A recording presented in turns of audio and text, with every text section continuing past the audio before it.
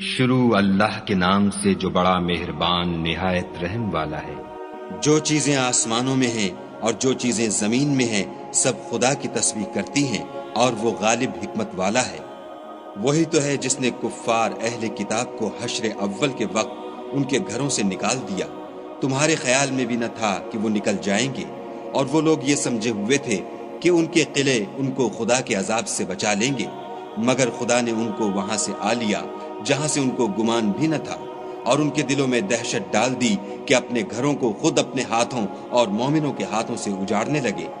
تو اے بصیرت کی آنکھیں رکھنے والو، عبرت پکڑو، اور اگر خدا نے ان کے بارے میں جلا وطن کرنا نہ لکھ رکھا ہوتا تو ان کو دنیا میں بھی عذاب دے دیتا، اور آخرت میں تو ان کے لیے آگ کا عذاب تیار ہے۔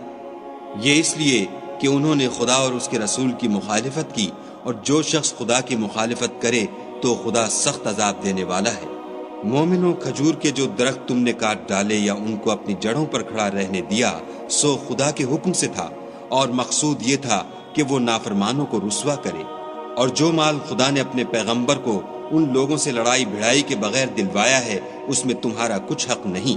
کیونکہ اس کے لیے نہ تم نے گھوڑے دوڑائے نہ اونٹ، لیکن خدا اپنے پیغمبروں کو جن پر چاہتا ہے مسلط کر دیتا ہے، اور خدا ہر چیز پر قادر ہے۔ جو مال خدا نے اپنے پیغمبر کو دیہات والوں سے دلوایا ہے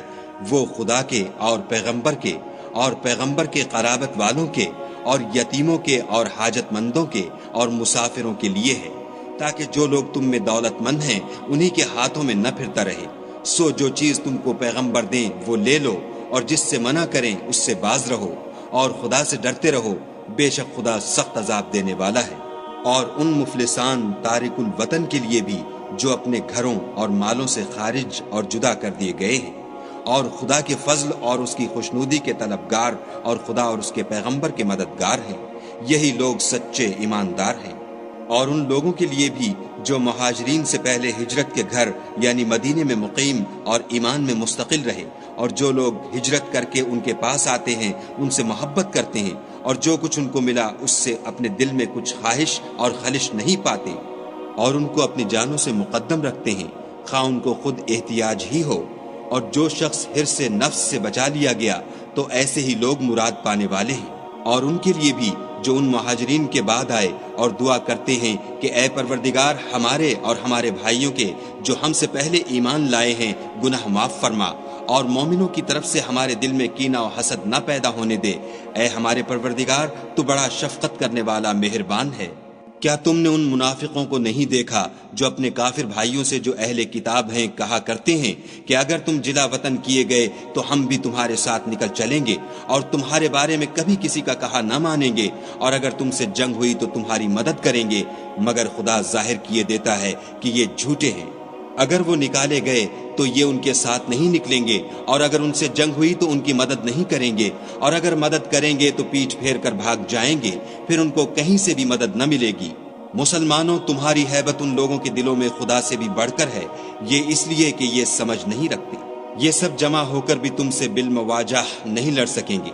مگر بستیوں کے قلعوں میں پناہ لے کر یا دیواروں کی اوٹ میں مستور ہو کر ان کا آپس میں بڑا رعب ہے۔ تم شاید خیال کرتے ہو کہ یہ اکٹھے اور ایک جان ہیں، مگر ان کے دل پھٹے ہوئے ہیں، یہ اس لیے کہ یہ بے عقل لوگ ہیں۔ ان کا حال ان لوگوں کا سا ہے جو ان سے کچھ ہی پیشتر اپنے کاموں کی سزا کا مزہ چکھ چکے ہیں، اور ابھی ان کے لیے دکھ دینے والا عذاب تیار ہے۔ منافقوں کی مثال شیطان کی سی ہے کہ انسان سے کہتا رہا کہ کافر ہو جا، جب وہ کافر ہو گیا تو کہنے لگا کہ مجھے تجھ سے کچھ سروکار نہیں، مجھ کو تو خدائے رب العالمین سے ڈر لگتا ہے۔ تو دونوں کا انجام یہ ہوا کہ دونوں دوزخ میں داخل ہوئے، ہمیشہ اس میں رہیں گے، اور بے انصافوں کی یہی سزا ہے۔ اے ایمان والو، خدا سے ڈرتے رہو، اور ہر شخص کو دیکھنا چاہیے کہ اس نے کل یعنی فردائے قیامت کے لیے کیا سامان بھیجا ہے۔ اور ہم پھر کہتے ہیں کہ خدا سے ڈرتے رہو،